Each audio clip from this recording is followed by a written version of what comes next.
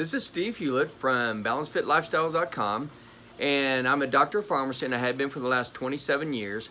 And I've been kind of talking about a little series on diabetes because I truly feel that diabetes is a horrible thing that we have total control over. Type 2 diabetes, again, this is totally different from type 1 diabetes. But type 2 diabetes, we have total control over it, and I feel like I need to get the word out to as many people as I possibly can. And so I'm trying to make this just as simple as possible because, in fact, it really is simple. Type 2 diabetes is a disease that is totally reversible and totally avoidable. And this is all because of the nutrition that we take in. And then, as I've talked about in some of my other videos, we didn't used to have diabetes very long ago. Even before the 1950s, it was very, very rare that we had type 2 diabetes. And now we're seeing it in millions of people. And so what I'm going to do is, and without making you guess, diabetes is caused by sugar and processed flour. Okay, so because that's what this is caused by, I want to make sure that you know exactly what sugar is. And this is the molecule for sugar. Okay, and this is the sugar that you know as table sugar, just like you put in everything. And this is called sucrose. And if you'll see right here, this is a 6-membered ring. This is called glucose. And then over here we have a 5-membered ring, and this is called fructose. So when you put glucose and fructose together, 50-50, when those are put together, 50-50, this is called sucrose, and that's your table sugar. Now, the other thing is high fructose corn syrup. You hear this term a lot. High fructose corn syrup and sugar, sucrose, is the exact same thing. The only difference with high fructose corn syrup is you have anywhere from basically 45 to 65% of fructose, and then the other percentage is going to be glucose. So the fructose amount varies, but basically it's still the same thing. It's a fructose molecule and a glucose molecule. And this is extremely important for you to know. And we've already talked about why the food companies are putting sugar in every single thing that we eat anymore. And so now I kind of wanted to explain to you. So what I'm going to do is break these down into two different parts. First one, we're going to talk about the glucose portion. And again, the glucose portion is the 6-membered ring.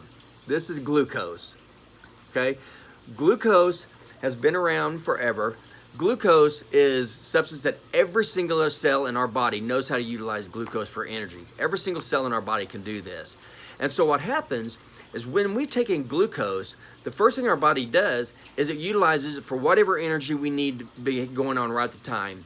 We need it for our basal metabolism, which means that's all the energy that we use while we're just sleeping. It's our heart beating, our lungs breathing, our kidneys and liver, our takes in toxins out of our body. Everything that our body does uses up a lot of energy. So when we take in glucose, what happens is it uses it for whatever energy we need right now, and then whatever activity we're doing, whether we're running or walking or whatever. Now, any excess glucose, what it takes these glucose molecules and it clumps them all together. Now, when it clumps these glucose molecules together and it stores it, in plants, this is called starch. So when you hear the term starch, starch is just clumps of glucose. In the body, our body stores these clumps of glucose in forms called glycogen. In our body, there's two main organs that store glycogen. That's our liver and that's our skeletal muscles. So our skeletal muscles, each individual skeletal muscle has its own glycogen stores. So about 1% of a skeletal muscle is glycogen, and that's used for our fight or flight energy. Same thing with our liver. Our liver stores glycogen also, and about 10% of our liver is glycogen stores. And again, this is the energy that we need for fight or flight. So if we have some kind of a stressor coming on, and all of a sudden we need energy, and we need energy now. So that's when all of a sudden our glycogen, it breaks down into glucose, and then our insulin levels goes up. It utilizes the glucose, puts it in the cells where it's needed to be. Then when the stress is over, our glucose levels come down and our insulin levels come down. So again, we take in our glucose. First, we use it for whatever immediate needs we have. Then we store it in glycogen, and then whatever excess we have, this glucose actually gets turned into fat in our liver, and that gets stored in our subcutaneous tissue. That's the fat cells that are all around our arms, our legs, and just our subcutaneous fat. And this is perfectly normal. we're supposed to have subcutaneous fat.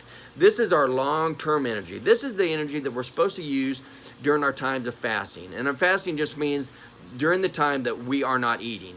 So we're going to eat, and then we're going to fast, and then we're going to eat, and then we're going to fast, and we're going to eat. So some people, they may fast for 2 to 3 hours, and some people fast for 2 to 3 days. Whatever you want to do, the main thing is that our bodies are supposed to use this subcutaneous fat that's stored, this glucose that got stored as fat. That's supposed to be our energy that we use for later. So those are our two main energy sources, is glucose and fat. That's what we use for energy.